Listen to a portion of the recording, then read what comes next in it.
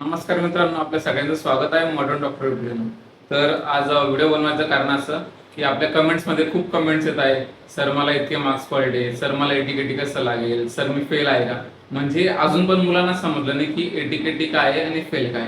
तर आपण ह्या व्हिडिओमध्ये शॉर्टमध्ये डिस्कस करणार आहोत की एटीकेटी आणि फेल काय, आणि सर हे जर लागलेलं त्याच्यानंतर करायचं काय आता.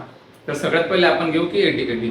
तर एटीकेटी मी तुम्हाला एकदम सिंपल भाषेमध्ये समजावण्याचा प्रयत्न करतो की एटीकेटी म्हणजे एक विषय किंवा दोन विषय जे की तुम्ही फेल आहे, किती एक किंवा दोन विषय जे की तुम्ही पास नाही झाले तर तुम्हाला एटीकेटी लागले. आता एटीकेटी लागलं म्हणजे काय, आता तुम्ही जे रेग्युलर बॅच चालू आहे आपली कॉलेज स्टुडंटची, त्यांच्यासोबत तुम्ही बसू शकता, त्यांच्यासोबत तुम्ही पीए देऊ शकता, त्यांच्यासोबत तुम्ही त्यांचे पेपर देऊ शकता, आणि टर्म आणि आपली युनिव्हर्सिटी पण त्यांच्यासोबतच राहील तुमची. फक्त फरक काय आहे, जे दोन सब्जेक्ट किंवा एक सब्जेक्ट तुम्हाला एटीकेटी लागलाय तो तुम्हाला पुढच्या 6 महिन्यामध्ये द्यावा लागेल, आणि ते देऊन सण तुम्ही त्यांच्यासोबत कंटिन्यू करू शकता. ओके. आता याच्यानंतर फेल. आता फेल म्हणजे काय, तर फेल म्हणजे 3 सब्जेक्ट पेक्षा जर जास्त तुमचे राहिलेले तर त्याला फेल मध्ये येतं. तर याच्यामध्ये कसं होतं, तुमची एक वेगळी बॅच असते. वेगळी बॅच म्हणजे काही इतकं नाही, फक्त 6 महिने बॅक असतं. तुम्ही 6 महिन्यानंतर तुम्हाला वापस पेपर द्यावे लागतात. तर आता याच्यामध्ये अजून काय, तर मुलं खूप विचारतात सर रिचेकिंग कशी करू, रिकाउंटिंग काय असते, पेपर कॉपी मागवू. आता तिघं वेगवेगळ्या टाइम आता आपण एक एक बघूया. तर सगळ्यात पहिले रिचेकिंग नसते होत, रिचेकिंग ही नसते होत, ऑलरेडी पेपर 2 एक्झामिनर चेक केला असतो. त्यानंतर रिकाउंटिंग, त्याची काहीतरी फी असते 800 रुपीज का 900 रुपये, तुम्ही ते चेक करून घ्यायचं. आता रिकाउंटिंग कशी होते, तर सगळ्यात पहिले तुम्हाला कॉलेजला जावं लागेल, कॉलेजला इन्फॉर्म करावं लागेल की सर मला रिकाउंटिंगला पेपर टाकायचा आहे. तर ते तुम्हाला एक फॉर्म देतील, तो फॉर्म फिल करून सर तुम्हाला जी काही फीज आहे ती पेड करून तुम्हाला रिकाउंटिंगला टाकता येईल.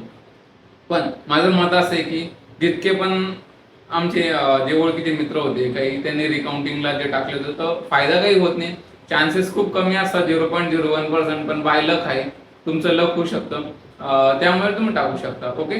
तर ठीक आहे, रिकाउंटिंगचं झालं, रिचेकिंग होत नसते, रिकाउंटिंग झालं, त्यानंतर पेपर कॉपी. आता पेपर कॉपीचं असं आहे की आता तुम्ही काय मिस्टेक केली, पेपर कॉपी कोणी मागवली पाहिजे.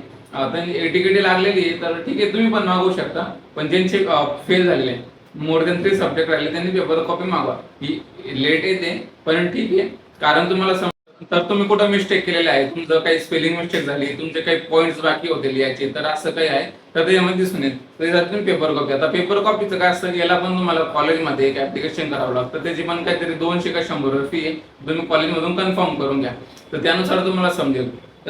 तर मित्रांनो, आता आपण तुम्हाला सगळं एक्सप्लेन केलं एटीकेटी वगैरे. तर आता फक्त एकच विनंती आहे, जे काही ऑड बॅच मध्ये आलेले आहे, जे काही फेल झाले त्यांनी खूप छान अभ्यास करा, कारण जे काही ऑड बॅचचे पेपर असतात ते ऑडच असतात, थोडे डिफिकल्टी लेवलच असतं त्याच्यामध्ये. असं मी म्हणणार नाही की डिफिकल्ट यायला हवा, पण कसं आहे तुम्ही खरंच अभ्यास करा, आणि कसं आहे बॅच वगैरे नसते आपल्यासोबत, आपल्या स्वतःला अभ्यास करावा लागतो.